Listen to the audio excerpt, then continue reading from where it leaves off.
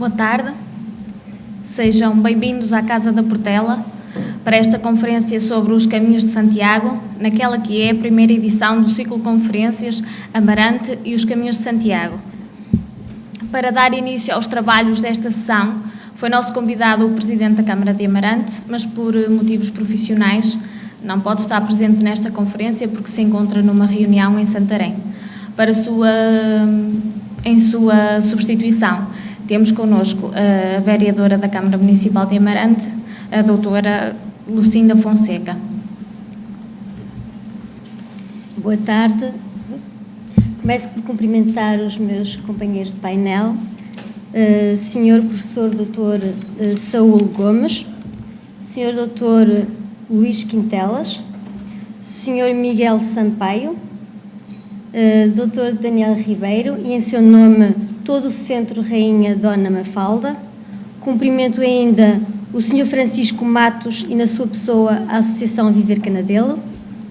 Cumprimento e agradeço a presença dos órgãos de comunicação presentes e todos os convidados que nos honram com a sua presença. A todos quero, em nome da Câmara Municipal de Amarante e na pessoa do Sr. Presidente da Câmara, e em meu nome pessoal, agradecer a presença e dizer-vos que é uma grande honra para nós recebê-los nesta casa, nesta nossa cidade. Tive a sorte de ser convidada para fazer a abertura desta conferência e enaltece-nos a vossa presença. Amarante fica a ganhar e iniciativas destas têm de sempre ser apoiadas. Como sabem, Amarante teve um importante papel no contexto das peregrinações jacobeias, pois faz parte da sua história. E aqui é de realçar o papel do Centro Rainha Dona Mafalda, que ao promover o troço do caminho que passa por Amarante, ao apoiar e acolher os peregrinos, ao incentivar e esclarecer os futuros peregrinos destes mesmos caminhos, para além deste comportamento social, promovem também a cultura dos caminhos de Santiago e, ao demonstrar a importância da cidade, da nossa cidade e do concelho no contexto dos caminhos de Santiago, estão a promover Amarante. E o nome de Amarante irá certamente mais longe.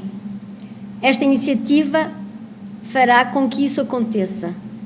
E a todos quantos fazem parte deste projeto e o trouxeram para a nossa casa, obrigado.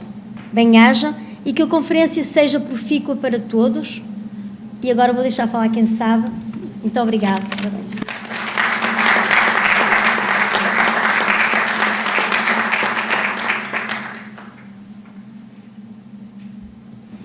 Muito obrigada, Senhora Vereadora.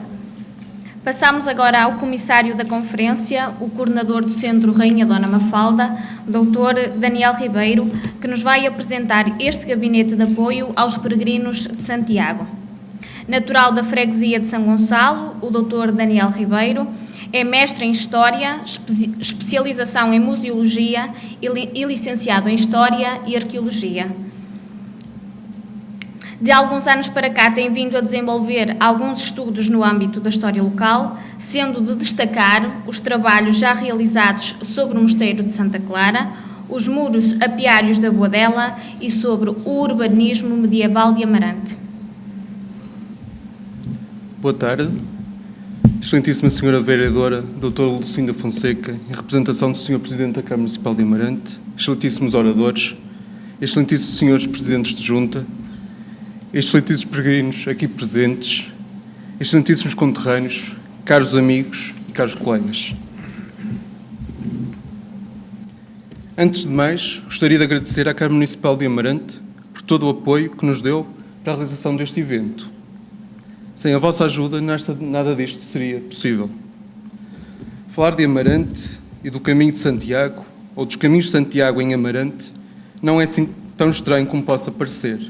Atrevo-me a dizer, Amarante fez-se nos caminhos, ou melhor, fez-se no caminho. Vejamos então alguns factos históricos. Em meados do século XII, Dona Mafalda de Saboia, esposa de Dom Afonso Henriques, fundou uma albergaria no lugar de Covelo, a albergaria do Covelo do Tâmega, para estar ao serviço de todos os viajantes e peregrinos que nas margens do Tâmega precisassem de guarida. Anos mais tarde, em 1192, sabemos da existência de outra albergaria, localizada na margem direita do rio, que a esta data já se encontrava em pleno funcionamento. Não é isto curioso, existirem duas albergarias no mesmo espaço geográfico, se bem que administrativamente diferentes? Ainda no século XII, ou na primeira metade do século XIII, sabe-se da ação de fomento ao povoamento desempenhada por Dom Vasco Fernandes de Soverosa, por causa das muitas queixas que este senhor de Amarante recebia da parte de viajantes e peregrinos, que ao passarem nos seus domínios pouco povoados, estavam à mercê dos muitos salteadores que aqui faziam emboscadas. Também desses tempos se tem a notícia da chegada e da instalação da Ordem dos Hospitalários de São João de Jerusalém, mais conhecida por Ordem de Malta, que, entre outros propósitos, estava ao serviço e prestava assistência aos caminhos de Santiago e aos seus peregrinos. Anos mais tarde, com o restauro ou a reedificação da Ponte de Amarante, que a tradição atribui a São Gonçalo, o número de viajantes aumenta significativamente e a cidade, até então concentrada nos lugares de São Veríssimo, Torre e Santa Luzia, inicia o seu processo de deslocação para as áreas mais próximas da ponte e do túmulo de Gonçalo de Amarante. O próprio São Gonçalo parece estar ligado ao caminho, como consta em alguns trabalhos geográficos que o relacionam diretamente aos peregrinos de Santiago, dizendo que São Gonçalo, ao ver os perigos que os peregrinos corriam em se aventurarem nas águas traiçoeiras do Tâmega, se compadecia deles e rapidamente se prontificou a restaurar a velha ponte romana, próxima ao eremitério onde residia. Por esta razão, e pelo facto do seu túmulo se localizar próximo do caminho, São Gonçalo é um dos santos invocados pelos peregrinos de Santiago. Com o final da Idade Média, e por diversas circunstâncias, os caminhos de Santiago deixam a pouco e pouco de fazer parte do cotidiano e da ideologia do homem moderno.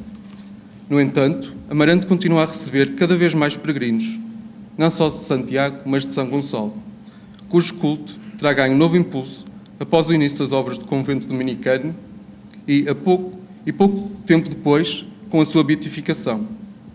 Sabe-se também que as velhas albergarias medievais se vão mantendo ativas, já não ao serviço dos peregrinos de Santiago, mas ao serviço dos peregrinos de São Gonçalo, bem como de pobres, órfãos, viúvas, doentes e viajantes. Este arrefecimento dos caminhos de Santiago não terá significado o fim das peregrinações jacobeias em terras de Amarante, pois a construção de um retábulo dedicado ao apóstolo das Espanhas na igreja do convento será sinónimo da sua permanência. Séculos mais tarde, o mesmo se verifica na igreja dos clérigos de São Pedro, com um talho de uma vieira na sua fachada e a dedicação de um retábulo à Sagrada Família, cujas figuras envergam trajes de peregrino. Devemos ainda, apesar da perda do vigor das peregrinações jacobeias em toda a Europa, à qual Amarante não seria exceção, ter presente que Amarante é uma cidade de ponte, uma cidade de passagem, uma cidade de estrada, entre o Minho e as Beiras, entre o litoral e o interior.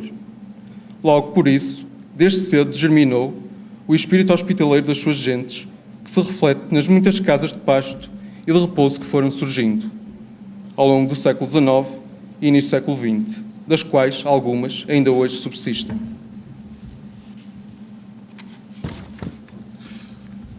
Por isso, e por estas razões históricas, afirmamos claramente que Amarante é uma terra de peregrinos e que as suas gentes, habituadas que estão a acolher bem todos os forasteiros, são gentes hospitaleiras.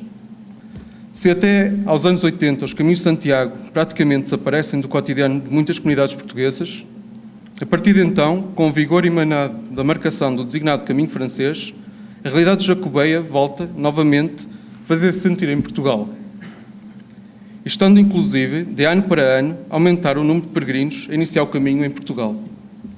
Por esta razão, e resultante da necessidade de tornar mais claros os apoios que já existem, bem como da necessidade de melhor acolher os peregrinos que já passam em Amarante, a Associação Viver Canadelo e Serra do Marão assumiu a responsabilidade de criar um gabinete de apoio ao peregrino de Santiago, o Centro Rainha Dona Mafalda, em homenagem à soberana que, embora de origem francesa, da região de Saboia, rapidamente se entregou às novas funções e, ao longo do seu curto reinado, enquanto consorte do fundador, se entregou à causa social, tendo especial cuidado para com peregrinos e viajantes. Portanto, o Centro Rainha Dona Mafalda veio, por assim dizer, restabelecer a missão interrompida no século XIX da casa fundada pela esposa do nosso primeiro rei. Os tempos são outros, é verdade, mas acolher, acompanhar e cuidar de peregrinos mantém-se, tal como há 860 anos, objetivos primaciais deste nosso gabinete. Estamos aqui hoje a dar início a um ciclo de conferências sobre os caminhos de Santiago, Amarante e os caminhos de Santiago. Nesta e nas próximas sessões, iremos descobrir o quão belo e rico é este milenar caminho, marcado pelas estrelas e tão presente na nossa memória. Mas mais do que falar do caminho, pretendemos mostrar e refletir sobre o papel e a missão desta princesa do Tâmega, no contexto da cultura jacobeia. Não podemos, como até aqui, permanecer alheios a este facto, pois ignorar o caminho é ignorar a nossa história. E ao ignorarmos a nossa história, perdemos a nossa identidade. Parece que não é isto que Amarante quer. Como podemos ver nesta sala, que está medianamente cheia, para ouvir falar dos caminhos. Meus senhores, minhas senhoras, o Centro Rainha Dona Mafalda, desde a sua instituição no passado dia 25 de julho, já efetuou a marcação temporária do caminho. Já acompanhámos um grupo de peregrinos, em conjunto com a Associação Espaços Jacobeus, até Santiago de Compostela.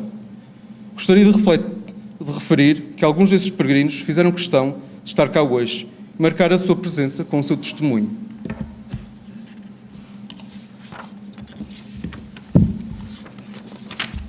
No passado fim de semana, acolhemos o nosso primeiro grupo de peregrinos.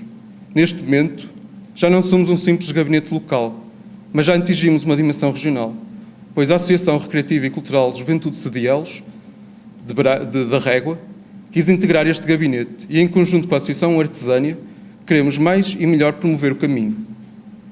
Firmamos também um acordo de cooperação com a delegação da Cruz Vermelha de Amarante, pois zelamos pela saúde e bem-estar dos nossos peregrinos.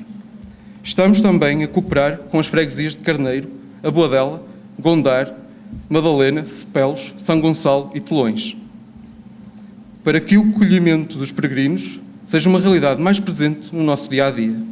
Mas queremos mais, muito mais. Falta-nos efetuar uma demarcação definitiva do caminho, que, em colaboração com a Câmara Municipal, brevemente será uma realidade. Queremos continuar a afirmar a cultura amarantina e a cultura jacobeia em Amarante.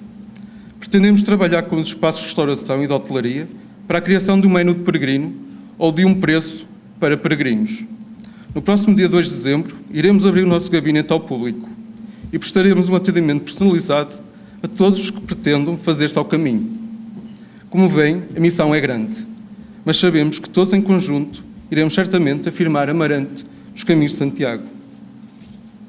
Não queria terminar sem deixar uma palavra de agradecimento ao meu caro professor Dr. Saúl Gomes, que certamente, e recordando os velhos tempos de Coimbra, nos irá contagiar com a sua apresentação. Ao Dr. Luís Quintales, que de Salamanca veio propositadamente para este evento, para nos falar do Caminho de Torres, que aqui na nossa região toma a designação de Caminho de Amarante. Muito obrigado, Dr. Luís Quintales. É uma honra tê-lo na nossa presença. Ao nosso amigo Miguel Sampaio, que desde o dia 8 de junho tem estado em contato connosco e, dentro das suas possibilidades, nos tem ajudado com a sua experiência. Caro Miguel, um grande bem-aja. À senhora vereadora, doutora Lucinda Fonseca, o seu entusiasmo por esta causa é para nós um sinal de estima. Estamos aqui, pode contar connosco. Não queria esquecer também o Dr. Gabriel Gomes. Por estar em representação da Câmara de Amarante, não poderá estar presente cá hoje. Muito obrigado, Gabriel. Sem o seu empenho, dedicação e trabalho, a jornada de hoje não seria possível. Queria também agradecer o empenho e o trabalho da equipa do Centro Rainha Dona Mafalda, ao Francisco, ao Luís, à Alexandra, à Diana, ao Jorge. Muito obrigado. Só me resta desejar a todos os oradores um bom trabalho e agradecer a vossa presença. Muito obrigado a todos.